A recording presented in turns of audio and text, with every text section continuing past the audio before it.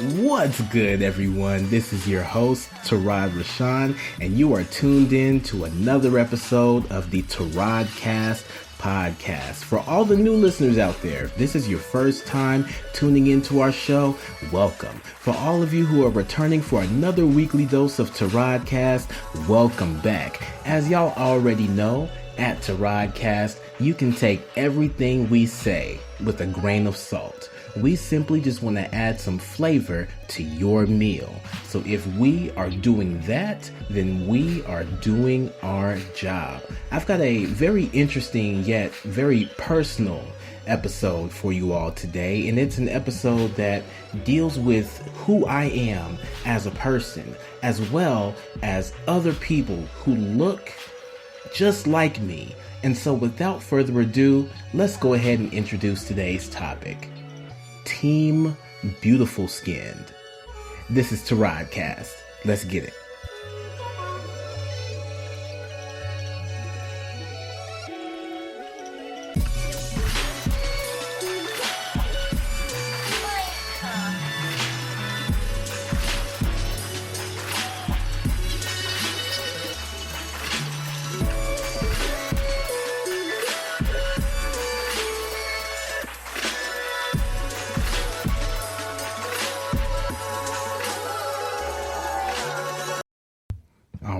Welcome everyone. This is TARODCAST. Again, I am your host, Tarod Rashan, and we are going to be talking about Team Beautiful Skin. But before we get into that, we've got some housekeeping to do. So if you would like to take our show with you on the go, just know that we are on Apple Podcasts, Google Podcasts, Spotify, Spreaker, SoundCloud, Castbox, Podcast Addict, iHeartRadio, and YouTube. Also, if you are in the market for natural oils for ultimate hydration and care for your hair and skin, hit up the Resilient Lotus at www.theresilientlotus.com. And lastly, our patron, Kalisha, she is going strong with her salsa company, Morenita Salsitas. So if you are a lover of authentic, chunky salsas, make sure to reach out to her. I'm going to have all this information in our show notes as always. So if you are looking to engage in any of those items I just mentioned, check the episode notes and you will see the information there. Now, what I want to talk about today regarding Team Beautiful Skin, this is something that for me as a black man, I have dealt with the types of value that people like to put on my skin. And so what I first want to talk about is the skin that we're in. And as people, we have to understand that we are all unique. Unless you are a twin, there is a very, very slim chance that there's another person that shares the same genetic makeup that you do. Now, because of this, our physical appearance, based solely on genetics, varies from person to person. Aside from cosmetic and plastic surgery, there's nothing that we can do about how we are physically made. So this comes into play when we are looking at the way that our bodies are made, the way that our faces are made, the way that we stand, the way that we walk, who we are, those biological items that make up who we are, those things that we on the inside that translate to the outside, those things that we naturally cannot change. Now, for black people, as well as other melanin heavy races, when it comes to our skin, we find that there is a lot more variety to our appearance. Now, some of us, based on our lineage, may have more melanin, which causes our skin to appear and be darker. We may also have less melanin, which causes our skin to appear or be lighter, or an even mix, an even amount of melanin, which also plays its role in determining the shade of brown that we exhibit when it comes to our skin. We have to also consider that environmental factors as well as our location, play a part in this as well. So, in some parts of the world, both above and below the equator, our exposure to the sun and our living conditions play their roles in shaping the dynamics of our skin. If you want to think about it from this perspective, it's pretty clear to see that we are also biologically adapted to flourish under certain conditions without risk of our general health being compromised. Now, naturally, a lot of melanin-heavy people migrate and live in other areas of the world. As people, our genuine curiosity gives us natural urges to explore places different than where we come from. Some of us take residence in those places.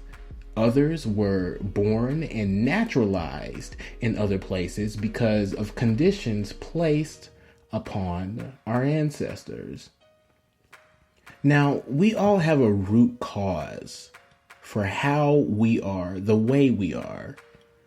Understanding this is paramount towards accepting and learning from one another. It's the womb of diversity and inclusion.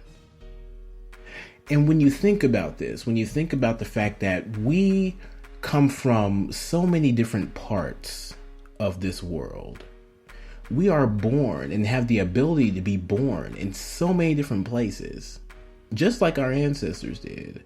It really drives this point home because we become experienced to different cultures. We become exposed, rather, to different cultures. We become exposed to different people. And when we go somewhere that is not our native homeland, then we become exposed to people who are there.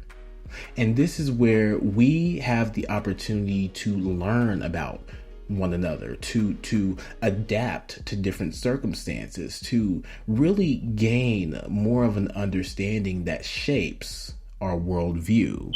And when we have that ability to shape our worldview, then we are able to not only see the world, but the people in it as human beings that have their own set of circumstances and experiences.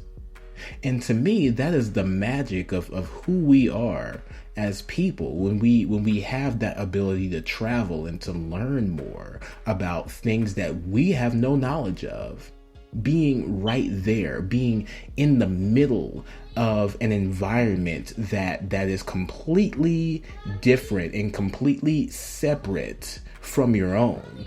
I feel like that is an experience that more people need to engage in, more people need to seek out. So that way they are able to really formulate a bigger picture, if not the big picture in and of itself. So why does all of this matter? Having a willingness to learn the why and how of a person gives us the information we need to understand the who and the what of a person. And at this point, we evolve less toward seeing someone as a mere physical entity and more as a complete being with beliefs, characteristics, ideas, and personality, regardless of where they were born. Now, this is very important because in mainstream media like cartoons, comics, video games, and even, dare I say it, in Tyler Perry movies, there is a sort of color-coded language that communicates that good people are typically lighter or more close to the color white, and that bad people are typically darker or more close to the color black. Now, just think about this for a second. We have all heard at some point in our lives the phrase what is it? Our night in shining armor. Now, if you think about a knight in shining armor that is fairly new in its disposition. It is sparkly, it reflects the sun, it's gleaming, it's bright. And when you think of bright things, you think of things that are more associated with the color white. And on the flip side, if you think about a black knight, you tend to think of someone who could potentially be a lot more evil. Their armor is black, which means that they are surrounded in darkness. Darkness protects them. And it could be assumed that a knight in black armor is not someone that wants to protect or to serve or to enact righteous justice. Now, with that example in mind, just think about TV shows, movies, video games, all that stuff that you may come into contact with. Now, the color white is often associated with heroes, and in a protagonist's case, their skin, their hair, or their clothing is typically associated with colors that are white or variants of lighter colors that can easily fade to white in their color spectrum. Now, black is often associated with villains, and in an antagonist's case, their skin, their hair, or their clothing is more closely associated with darker colors that more easily can fade into a black gradient. So if you're catching where I'm going here, you'll see that oftentimes black and brown people of color, from the standpoint of a Caucasian person, see darker complexioned people as enemies and lighter, more white complexioned people as allies. This goes so far. This goes into realms that for the lack of a better word, solidify the beliefs that many people have about people who appear a certain way at first glance. When they see them and they're right in front of them, the ideas, the first impression, the potential prejudice that can come from that type of interaction is already working in someone's head. And this is called bias. It is the combination of beliefs that you have of a person or of a group of people based on limited interactions and limited exposure to people who have yet to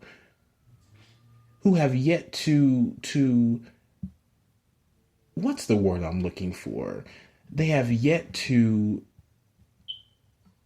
I am really having a hard time right now. This is crazy. They can't break away. They don't go against the norm. And when you have a specific norm that comes to your mind when you think of people who have darker complexions, then that is bias. When you act a certain way or when you expect a certain outcome when it comes to people who have darker skin, that is bias. That is prejudice. And that is something that we see and we experience all the time. We see it when it comes to how we're treated in school. We see it when we are treated and mistreated by the police force. We also see it in our presidential candidates as well, because right now it's two white men. And when it comes to these types of situations, it's clear to see that our country has more of an innate trust or an innate bias towards people who are Caucasian or of a lighter complexion that is maybe a couple of shades removed from Caucasian. And that is a travesty. I'm just going to say it. It's a travesty. But it's a travesty that is shaped by those old stories, those books, the media that we see, the things that are continuously put in our face at any given moment. And even in our own communities, and I'm talking about Black and brown communities, the lighter that your skin is, the more desirable you are. Whereas the darker your skin is, the less desirable you are. And to me, that is crazy. It's crazy. It is something that so many people need to unlearn. But when it comes to unlearning that, it is going to rock so many people's foundations, they won't even know how to get up from that broken foundation. But that's what needs to happen. So with that being said, we're going to take our very first break. And when we come back, we're going to talk about how melanin misdirects the misinformed masses. So make sure you've got your drink, your bottled water, your wine, whatever it is that you are sipping on right here and right now. Make sure you have that close by. Get hydrated. And when we come back, we'll dive right into it. This is TARODCAST, and we'll be right back.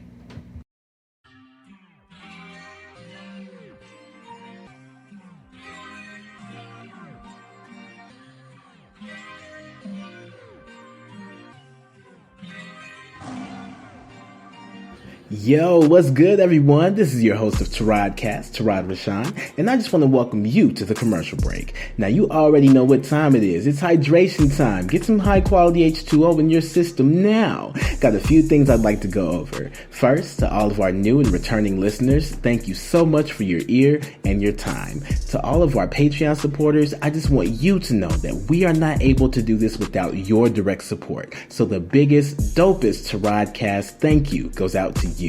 If you're listening in and you're thinking about becoming part of the TARODCAST Patreon family, we'd love to have you. You can find us at www.patreon.com/TARODCAST. Now on Patreon, we have 3 tiers of support. A $2 tier, a $3 tier, and lastly, a $6 tier. Each tier comes with its own set of unique perks. So if you find one that fits you, sign up. For us, the main thing is keeping our subscription prices affordable. We know that you work hard for your money, and if you choose to support TARODCAST this way, we truly want to make it worth your time.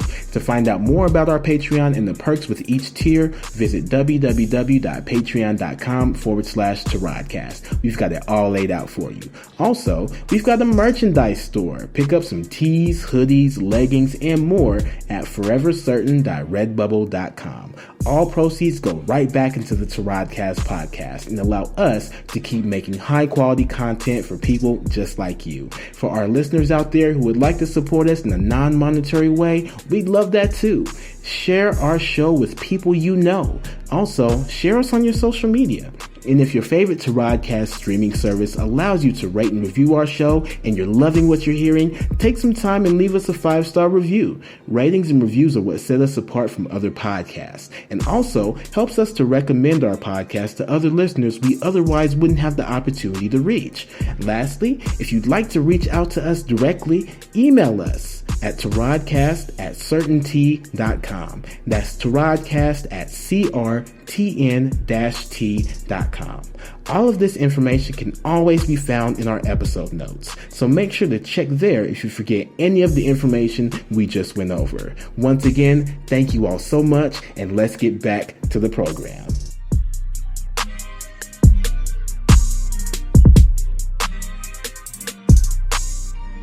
All right, y'all, we are back from our commercial break, and now we are going to talk about how melanin misdirects the misinformed masses. I don't know if y'all know this, but I love alliteration. I love being able to use the same letter multiple times. To me, that makes my soul happy. So yeah, if you're listening to TARODCAST, you've probably heard it before. You're probably going to continue to hear it in the future when it comes to different topics and segments of the show. So I want to prepare you and basically get you ready for that now. But let's go ahead and go into it.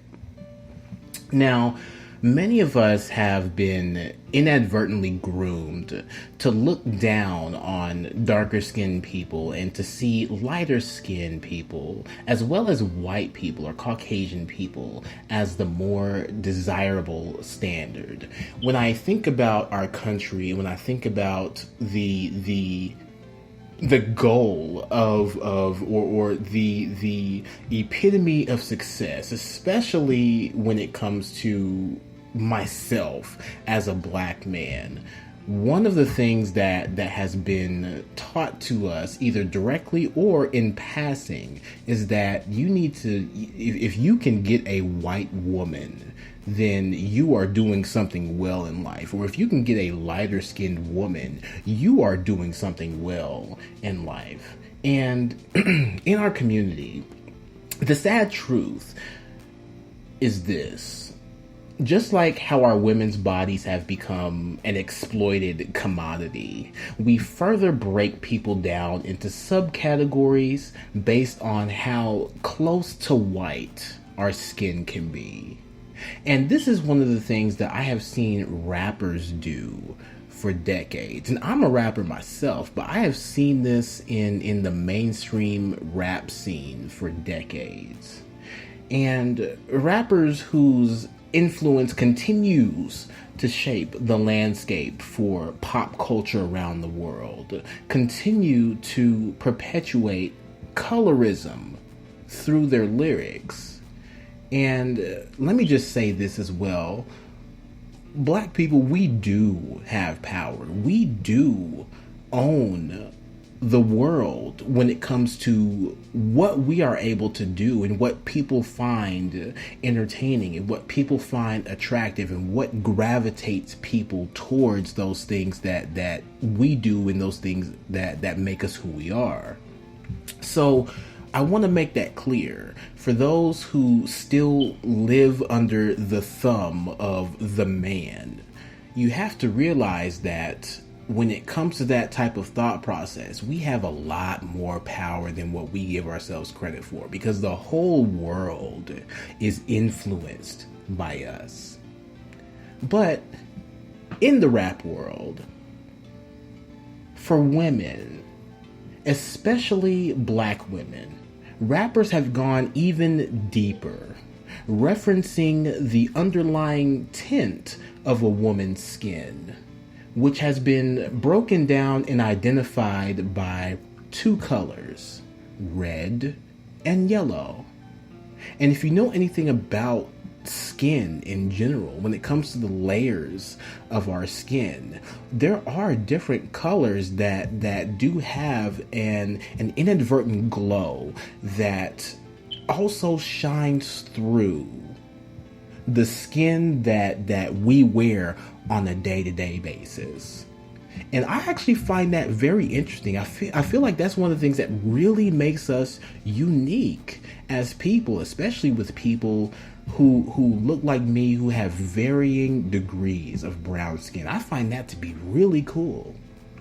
But again, in this rap world, a lighter skinned black woman is further subcategorized as what's called a yellow bone or a red bone. Now, I know.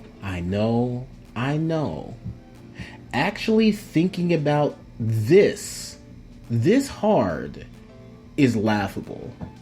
It really is.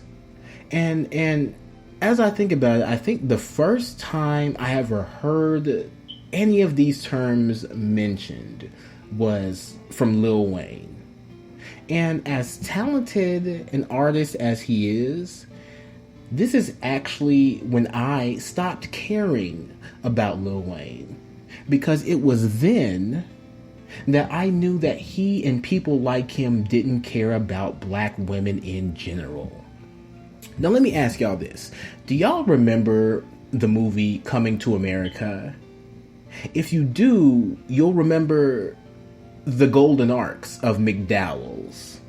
And if you remember the golden arcs of McDowell's, then you will remember Cleo McDowell. And if you remember Cleo McDowell, you will also remember that he had two daughters. They were the McDowell sisters, Lisa and Patrice. Now, do y'all remember how Lisa, who was the lighter-skinned sister, was the supposed object and image of poise and perfection? She was the prize.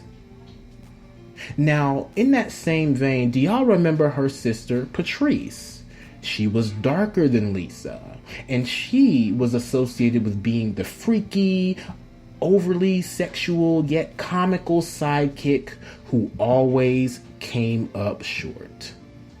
Y'all remember that? Do y'all remember that movie? And do y'all remember what that looked like? For a lot of us, we didn't really read into that a lot because it's a comedy. Everything is supposed to be funny, but a lot of comedy stems from dark places. For years, we have done this to our own people. We have this idea that the closer one is to white, the more innately better for us the person is. And this is just my opinion.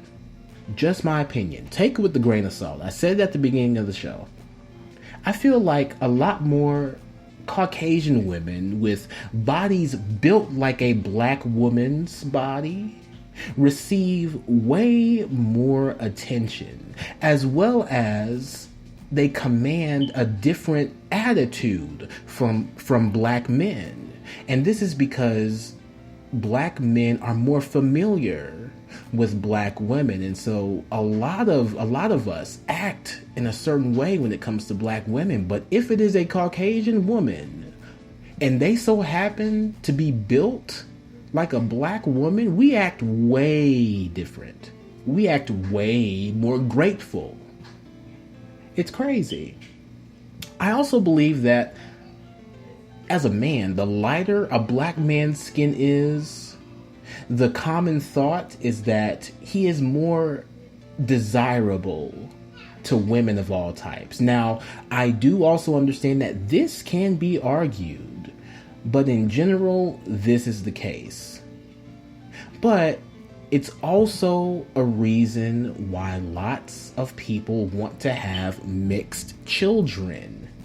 There's this weird romanticized fetish around mixed race babies, and it's quite disturbing. It's unsettling, because I remember seeing all these pictures of little babies being posted on Facebook, and there were these, cute little adorable beige babies with light eyes, and people were just fawning over them. And I never understood that. I still don't understand that. But also, let's be real. Men in general face less judgment and criticism than women. And in turn, we put more judgment and criticism on women. In this case, breaking down the melanin content in a woman's skin plays a major role in determining the worth of a woman to ignorant men such as these. As a rapper that's not a rapper, and I'll explain that term and how it applies to myself in a later show, but as a rapper that's not a rapper, I am literally disgusted when I hear lyrics that subcategorize our women by their skin tone, as if they have any natural control over that. If anything, more women who aren't black want to be black. I said this in my episode just a couple of episodes ago. There are so many women who want to be closer to a black woman, and they'll tan, they'll do whatever it is that they do in order to appear darker. But yet they still have the privilege of being Caucasian. They still have that privilege. That doesn't go away. But we have an entire mainstream beige look now that people want so bad. And it's sickening. It really is. For me, whatever skin you have is whatever skin you have. Outside of this podcast episode, I have never used the term red bone or yellow bone in my vocabulary or my music, because it serves no purpose. It doesn't matter the tint of a woman's skin. Underneath, there's was it the epidermis? What's the top layer? Is it the epidermis or the dermis? See, this is why science was not my subject. I'm an English guy, but when it comes to that, when we put value on not only the top layer of a person's skin, but the underlying layer of a person's skin, it's preposterous. It is completely ignorant and stupid. It's alarming to continue to see our men putting all these pressures on our women, and even inadvertently teaching others how to do this to our women as well. And it's because we've done it so often, it's become ingrained in our nature. The darker someone is, the more likely you are to hear an ignorant black person say yada yada yada with your black ass. I've heard it. I have heard it. It is crazy. We'll just throw around the word black to someone who is darker as an insult. See, this right here is one of the reasons why we won't ever be a united front, because we divide our own by the vast gradient of our skin tones. Instead of seeing one another as beautiful people, equally deserving of love, kindness, and loyalty, we see one another as objects to compare, with preferential treatment given to those who fare closer to the white side of the color spectrum. So with that being said, we're going to take our last break, because I don't want to end this show being angry, because this show is called Team Beautiful Skin, and I'm going to go exactly into that. So I hope you still have your water close by. We're going to go into the tail end of our show and come back and talk about Team Beautiful Skin. This is TARODCAST, and we'll be right back.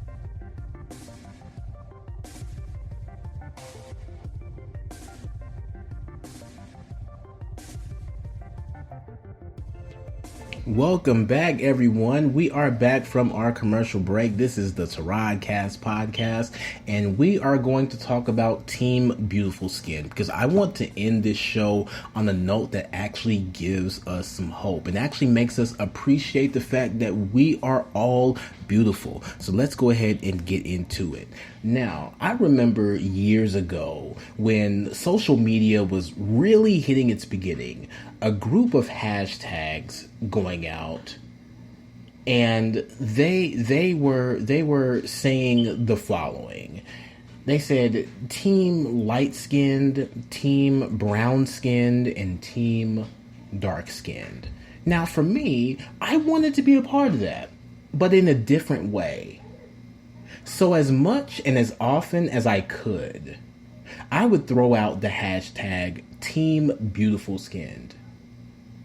Now, sadly, it didn't get much traction, but for me, I wanted to solidify my belief and my stance on our skin, even 10 to 12 years ago. I never understood why we never saw ourselves as beautiful to begin with. We are all diverse. We all come in various shades of brown. And so when I saw these hashtags and people claiming them, even putting them in their Twitter bios and just spamming it out as often as they could, whether it was how they classified themselves or how they were talking about another person, it was rampant. Now, the legacy of comparing skin tones, making jokes about what skin tone does what, shows the grim realities of our underlying self-hate. Because no one skin tone, no matter where it falls on the gradient scale, has more or less value than the other. And the sooner we understand this, the sooner we can begin to come back together and tackle more important issues. I also understand that ignorance left unchecked will breed more ignorance. And it will become a perpetual cycle until someone decides that they want to do and learn more than what has been taught to them. For me, I'm glad that more representation of various skin tones has begun to appear in the mainstream. Because for a while, it was primarily lighter-skinned actors and actresses appearing alongside the protagonist, who were typically white. And that's only if they weren't the protagonist themselves. But this is probably done in an effort to not scare off Caucasian audiences. But more of us, the brown and dark brown people of the world, are finding and securing more avenues to showcase our unapologetic greatness. Now, let me also say this as well. None of what we do should be in spite of one another, but in conjunction with one another. Because that is what makes us truly beautiful. That is what makes us valuable. The only thing that assigns value to our complexion is the ignorance of others. This specifically is an ignorance that does not deserve our time, nor our energy, or our breath. Quite frankly, it can live and die on the edge of its own sword. And this is what I believe. I believe that we can put all the people that believe skin tone is equal to one's inherent value as a human in a cave somewhere.